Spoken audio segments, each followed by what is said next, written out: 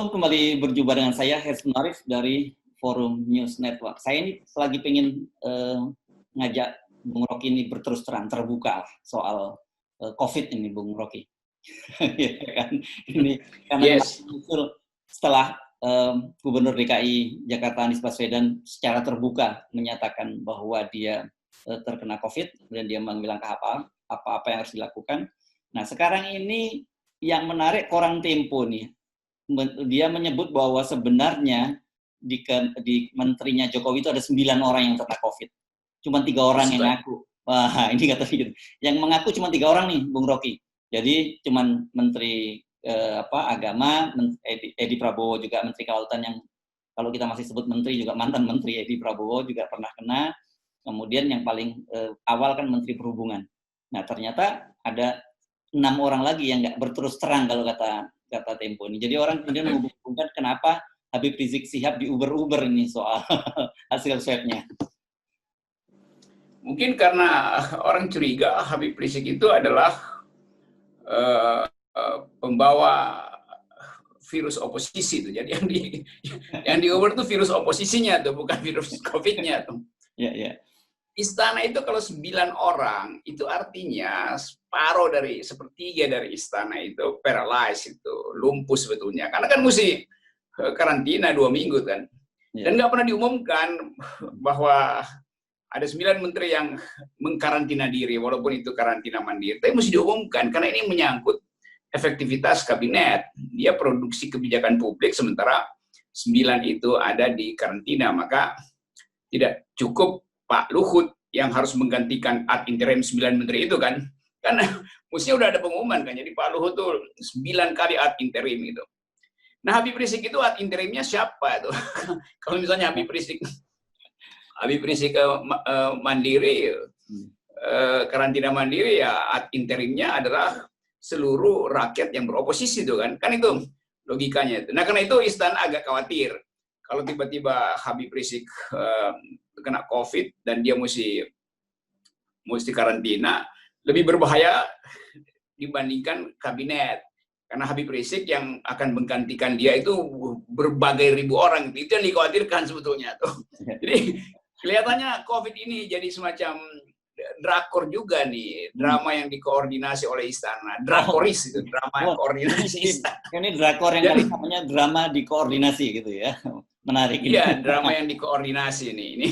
Jadi itu sebetulnya sehingga orang tidak terlalu serius menanggapi isu tentang COVID-nya Habib Rizik gitu.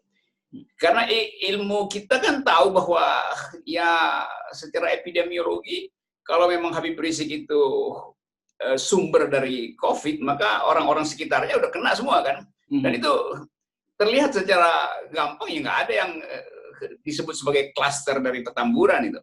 Ya. Jadi itu sebetulnya yang dilihat secara tajam oleh publik.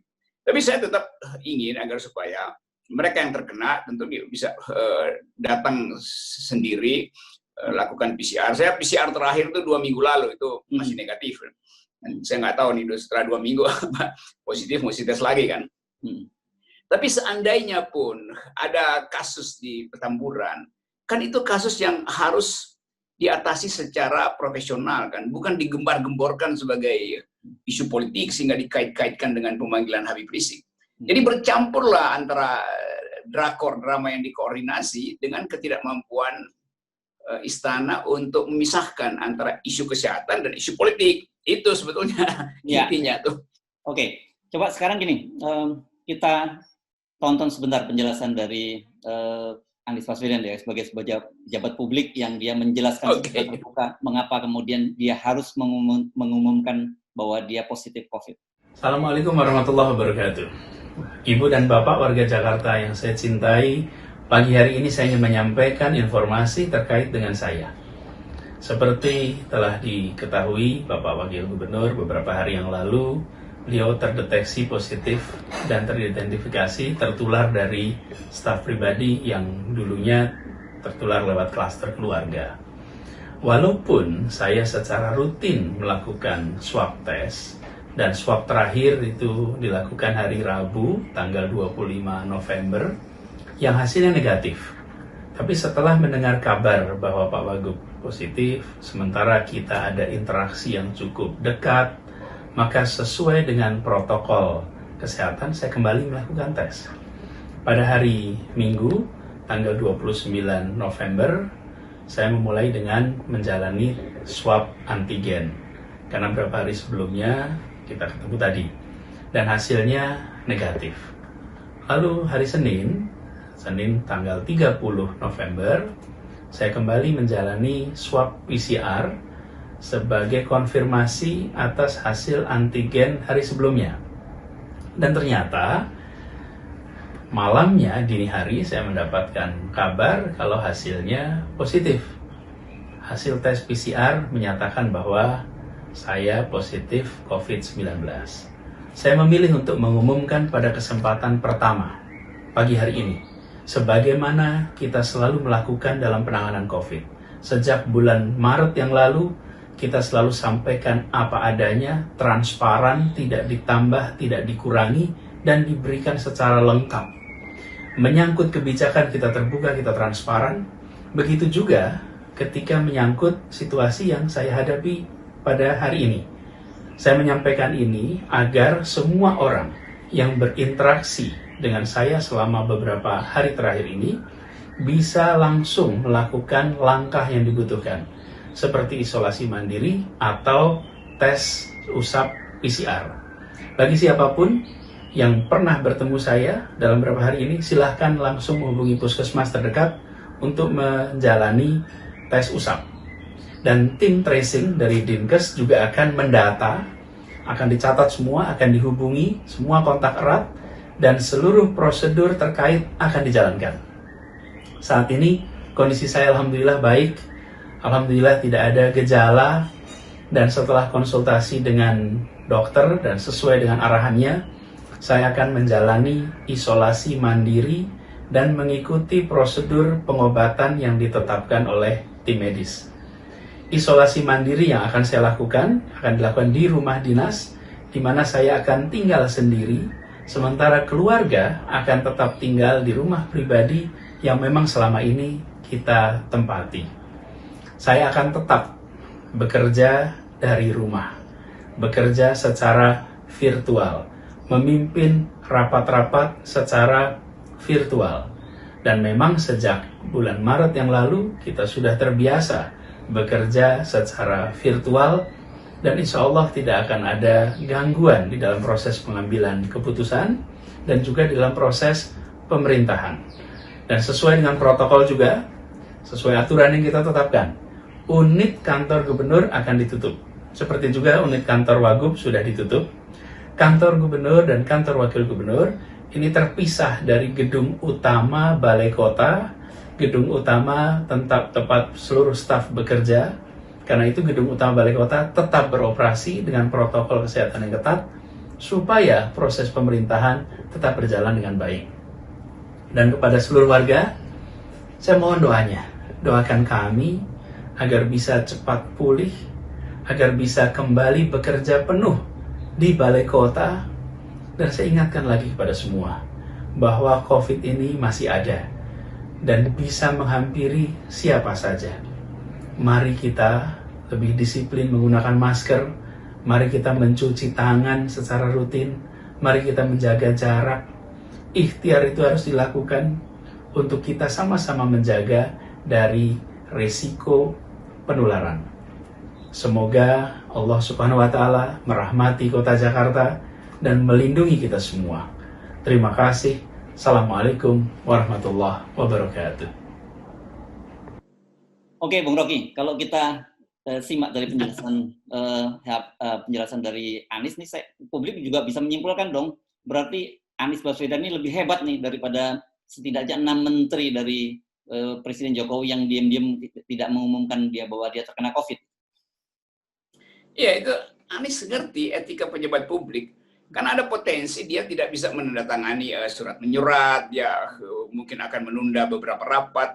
Jadi itu etikanya tuh, pejabat publiknya mesti mengumumkan, bukan pejabatnya ngubur-ngubur orang sipil supaya dimasukin di tes segala macam kan. Jadi urgensinya pertama-tama ada pada kedaruratan kebijakan publik bila pejabat mengalami COVID. Nah, Anies memberi contoh, pejabat itu harusnya memberitahu supaya publik tahu bahwa akan ada kebijakan yang tertunda. Kan itu intinya kan. Nah, kalau ada 9 orang nggak memberitahu, itu artinya ada 9 kementerian yang kebijakannya terbengkalai selama 2 minggu tuh. Di situ logika COVID itu tidak dipakai dalam upaya untuk menerangkan fungsi dari PCR kalau itu menyangkut pejabat publik. Jadi diam-diam disembunyikan karena takut nanti pasar bergejolak lalu kurs volatilitasnya jadi liar, kan itu soalnya kan. Sama juga sebetulnya dengan kebiasaan kita untuk korupsi itu. Kalau gede itu didiamin dulu, nanti ditunggu momentum baru di OTT itu. Itu sama aja tuh. Jadi cara-cara kekuasaan mengolah kebijakan publik itu betul-betul buruk. Ya, kan kalau saya kemarin menyimak dari pernyataan Pak Mahfud MD berkaitan dengan tindakan mereka terhadap Habib Rizik di Bogor, yang berkaitan dengan Rumah Sakit Umi, kan dia menyebutkan ada unsur tindak pidana itu. Karena apa? Menurut Pak Mahfud itu ada 3 kan, dan kita sama-sama tahu ada testing, tracing, dan kemudian treatment. Artinya testing kalau kemudian positif, dia mesti di-tracking siapa-siapa orang yang pernah berhubungan dekat dengan dia gitu. Kemudian di-treatment. Nah, bayangkan kalau ada dari 9 itu 6 yang tidak terbuka. Kita membayangkan itu ada asisten-asistennya para menteri, ada kemudian keluarganya berhubungan dengan tetangganya, tetangga berhubungan tetangga. Kan ini luar biasa mengerikan ini sebenarnya, Bung Rocky. Ya. Artinya ada 1 T yang terlupa tuh, 4 T dari testing, tracing, treatment, akhirnya teror itu. Jadi kita diteror negara. Ujungnya kan begitu akhirnya kan. Jadi semua orang jadi panik karena 2 hal itu. Pertama, baru belakangan kita tahu bahwa istana menyembunyikan status dari menteri-menteri yang kena COVID. Itu kan menteror publik. Karena menganggap jangan-jangan habis rapat kemarin dengan DPR, lalu DPR pergi jalan-jalan, atau habis ketemu para bupati, kan itu yang mesti diumumkan kan. Karena pejabat publik potensial untuk berhubungan dengan segala macam sektor. Habib Rizik terbatas aktivitasnya di Petamburan aja tuh. Tapi bukan dalam rangka itu sebetulnya kita membandingkan. Kita ingin agar supaya kalau pemerintah ingin secara konsisten menerapkan protokol kesehatan, maka dia juga mesti secara konsisten lebih dahulu menerapkan protokol bernegara tuh. Nah, bernegara ini kan urusan kepala negara tuh. Nah, kepala negara harusnya tegur menteri yang menyembunyikan status COVID-nya tuh. Itu baru benar ada protokol bernegara karena dia pembuat kebijakan publik. Jadi ngapain berupaya untuk menegakkan protokol kesehatan bagi orang yang dimusuhi negara, tapi negara sendiri nggak tahu arti protokol bernegara tuh kan. Ya. Itu soalnya tuh. Ya. Jadi kalau dalam bahasa anak-anak muda sekarang ini ambiar ini, karena publik kan semakin terjadi semacam distrust terhadap pemerintah. Satu sisi kelihatannya pengen menegakkan protokol, tapi di satu sisi ternyata tidak serius-serius amat gitu. Saya kurang ikut itu. Ambiar sinonimnya apa? Dungu gitu maksudnya. Bukan. Ambiar itu apa kira-kira? Bubar gitu deh. Ini dari kalimatnya, dari lagunya penyanyi Didi Kempot gitu. Jadi kalau ambiar, pokoknya bubar berantakan deh. Ambiar itu bubar berantakan kira-kira begitu deh. Oh, ya, saya pikir ambiar itu bahasa gaul untuk dungu. Iya. Ya memang jadi ambiar kan. Dan keributan ini kan keributan yang diorkestrasi itu. Setiap kali muncul di publik orang merasa bahwa ini soal Habib Rizik lagi nih. Jadi setiap kali pejabat istana muncul di publik, orang udah duga ya ini Habib Rizik lagi nih. Jadi kemampuan istana untuk menertibkan sebut aja isu-isu semacam ini itu tidak lagi dipercaya rakyat karena istana dianggap sibuk untuk mencari virus yang namanya Habib Rizik, bukan mencari si COVID-nya tuh. ini bahayanya nih. Padahal sebetulnya vaksinnya gampang, yaitu dialog. Vaksinnya gampang. Vaksin virus politik kan terbuka, dialog, tidak boleh ada intrik, jangan jebak orang, kan itu sebetulnya kan. Jadi tetap publik menganggap nanti Habib Rizik dipaksa tes COVID, tapi dijebak misalnya tuh. Jadi itu begituan tuh yang berbahaya sebetulnya. Betul. Karena terlalu terlalu masif tuh kerjaan istana untuk membekuk Habib Rizik itu kayaknya semua lubang ditaruh umpan supaya tergelincir. Ya. Memang udah muncul tuh kalau saya amati di media sosial, bahkan di YouTube, ada juga media yang menulis bahwa ada kecenderungan ada tendensi Habib Rizik di COVID-kan gitu. Jadi nanti istilah baru, kalau sebelumnya kan orang selalu nyebut bahwa kriminalisasi ulama, ini sekarang covidisasi ulama atau pandemi gitu. Ini kan jadi makin nggak jelas ini urusannya kalau begitu. Dan dengan ketidakjelasan itu, pemerintah biasanya ambil keuntungan karena isunya bisa dialihkan. Ada isu Papua, ada macam-macam isu di daerah soal kecurangan pilkada di daerah, ada orang yang disogok 20.000 di foto-foto lalu dipamerkan sebagai pendukung salah satu paslon kan. Jadi orang lupa bahwa, atau pemerintah ingin supaya orang lupa bahwa ada hal yang lebih urgen sebetulnya untuk diperhatikan, yaitu kebersihan politik pilkada. Jadi seolah-olah dengan isu Habib Rizik lalu kekuasaan boleh bermain uang dalam politik pilkada. Itu juga penting tuh. Karena nanti tanggal 9 Desember ada pencoblosan dan itu akan menentukan nasib 130 atau ratusan pejabat publik di daerah kan. Dan mereka juga nggak pernah diperiksa tuh apa betul sehat segala macam, dan kita tahu bahwa banyak kepala daerah yang bahkan ada yang meninggal karena COVID, ada yang juga terindikasi dan reaksinya positif tapi tidak diberi semacam karantina karena mungkin yang bersangkutan adalah bagian dari calon kekuasaan, maka harus dirawat atau harus dirahasiakan status kesehatannya. Jadi orang berspekulasi tentang itu akhirnya. Ya, ini menarik karena Anda bicara soal banyak spekulasi. Kemudian spekulasi ini kan tendensinya curiga gitu. Ini saya baca juga di sini sebut bahwa ada seorang akademisi UI ini, sebutnya Profesor Romi Higuchi gitu, yang menyebutkan bahwa pengadaan vaksin adalah bisnis besar Taipan.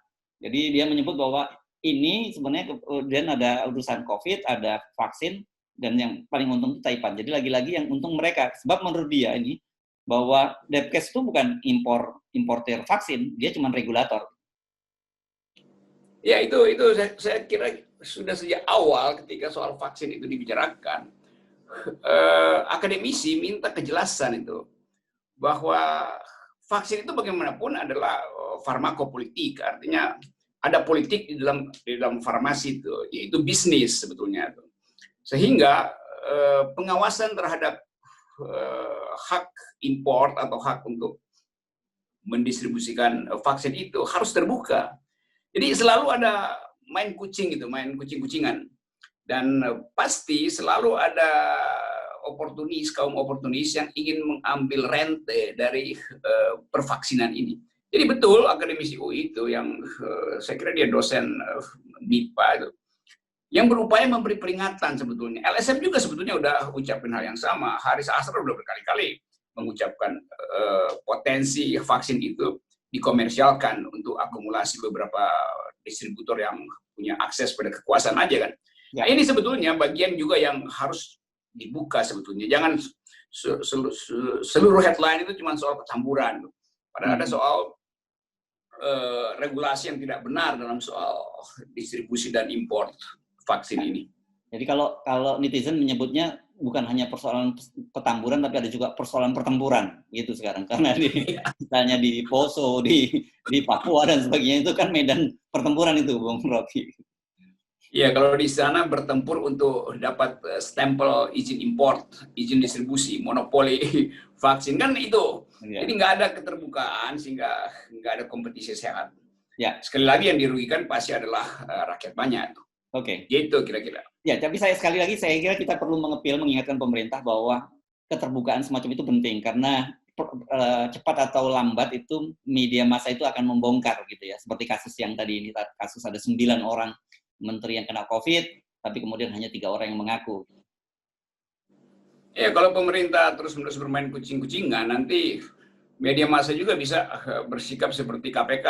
Udah ada data, tapi dia tunggu aja tuh momentumnya, baru dibongkar kan. Nanti juga jadi bom besar juga kan. OTT. Itu ya. OTT jadinya. Ya, jadi media massa punya OTT vaksin, begitu dibuka baru KPK mulai mengedarkan isu segala macam. Ya. Jadi saya mau katakan dengan satu kalimat, ada yang ambiar di dalam orkestrasi kekuasaan hari ini. Sehingga tidak ada harmoni kebijakan. Gitu. Baik, terima kasih Bung Rocky. Yap.